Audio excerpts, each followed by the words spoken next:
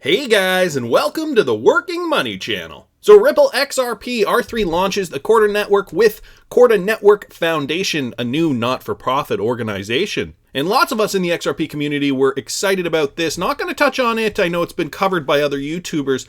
Wanted to touch a little bit on this. Not so much. Ripple does what it promises as real companies start seeing benefits from XRP.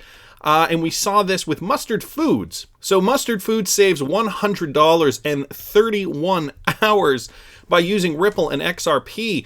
And as you can see, there's a tweet down here, the controversy around Ripple and their centralization. Pre-mined coins and influence of banks aside, Ripple Labs is all about improving the speed and cost of cross-border payments. They're laser focused on this, and they are succeeding at this. And then Mercury FX tweeted this out. We've made our largest payments across RippleNet using XRP. So they have been using XRP, 86,633 pesos, which is roughly about 3,521 pounds, from the UK to Mexico in seconds. Mercury Limited is one of the companies that uses Ripple's XRapid software solution for value transfer that exclusively uses XRP as the settlement currency. They tweeted today about their hitherto largest transaction made by using XRP tokens. They transferred around $4,600 and saved around $100 and 31 hours of processing time.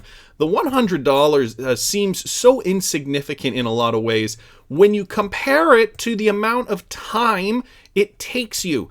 Everybody just think about going to work and what your hourly wage is or what your salary is. And if you have a salary, divide it by the days and then divide it by the hours of work you put in a day, and think about how much money you make per hour. Now multiply that by 31 hours, and how much money does it cost to employ you for 31 hours? Time is money, people, and everybody's time is worth something. So the fact that Ripple can save extraordinary amounts of time and by processing these transactions quickly really does bring a whole other dimension to these cross-border transfers. And I think it's something that sometimes flies under the radar, the time saved and when you equate time to money. And so if companies like Mercury FX are using XRapid, RippleNet, XRP to transfer payments, I know you guys are thinking it. Why are we still seeing this? And the answer is volume.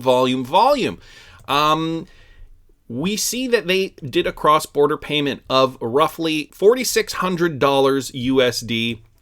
Okay, and you know that's a payment. It's not huge, and it's one company.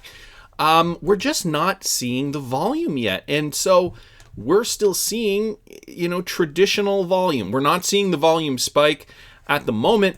Here on CoinMarketCap, as you can see, let me just refresh that page, and you can see the 24-hour volumes.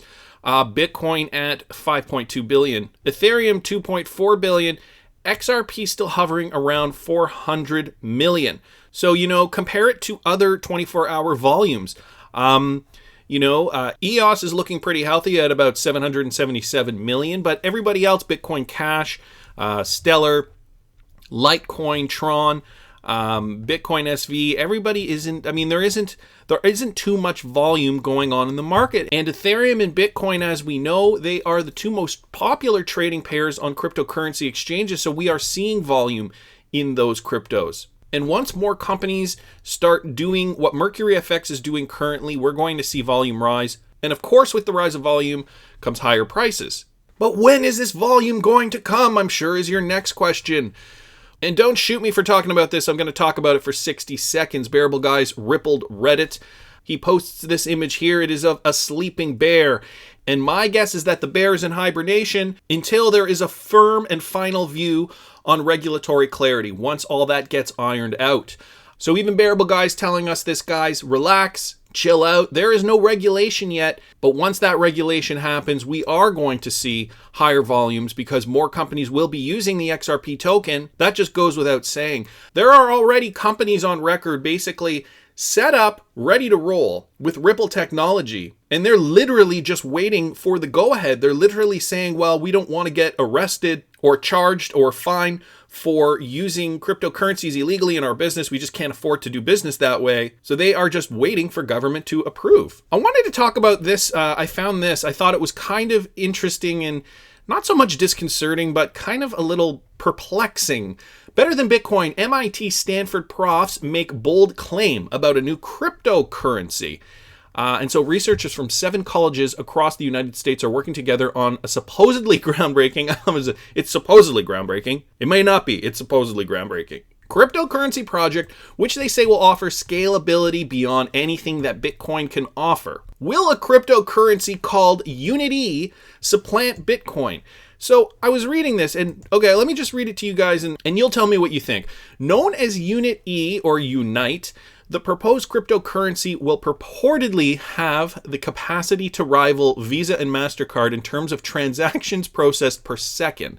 The participating professors include prominent researchers from blah, blah, blah, blah, blah.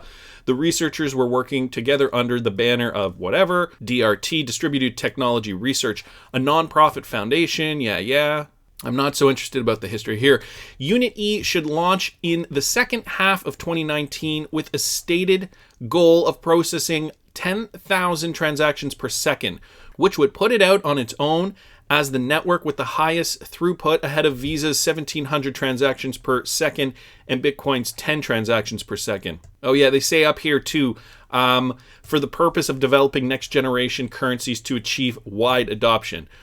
Interesting. So in explaining this, in the 10 years since Bitcoin first emerged, blockchains have developed from a novel idea to a field of academic research. Our approach is to first understand fundamental limits on blockchain performance, then to develop solutions that operate as close to these limits as possible with the results that are provable within a rigorous theoretical framework. And then they talk about Unit E and network scalability. With varied backgrounds in cryptography and computer science, the professors are all published researchers in the field of blockchain technology, and their idea of creating Unit E's promised scaling solutions incorporate sharding and separate payment channel networks to aid transaction speed. In so doing, the teams hope that Unit E will deliver on their promises to substantially outperform any other payment network, including Bitcoin, in existence in terms of transaction and security speed. It sounds like these guys want to go up against XRP. I mean, they talk about Bitcoin in this article, but it's almost as if they don't know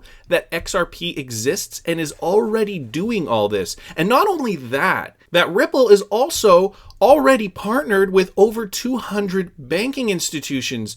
So I feel like, as intelligent as maybe some of these professors are, they haven't done the basic research to kind of realize that a cryptocurrency like this already exists. Anyways, I thought it was kind of interesting. I wanted to bring it up just so we can talk about it. It's not FUD. I mean, anybody can do what they want. It just seems like they're kind of behind the 8 ball on this. Maybe didn't do the initial research and realized that the best cryptocurrency on earth already exists. And that, guys, is XRP. But I want to hear what you guys think. Please subscribe to the channel if you haven't already. Like the video if you like the content I'm providing. I always love hearing your comments. See you in the next one, guys.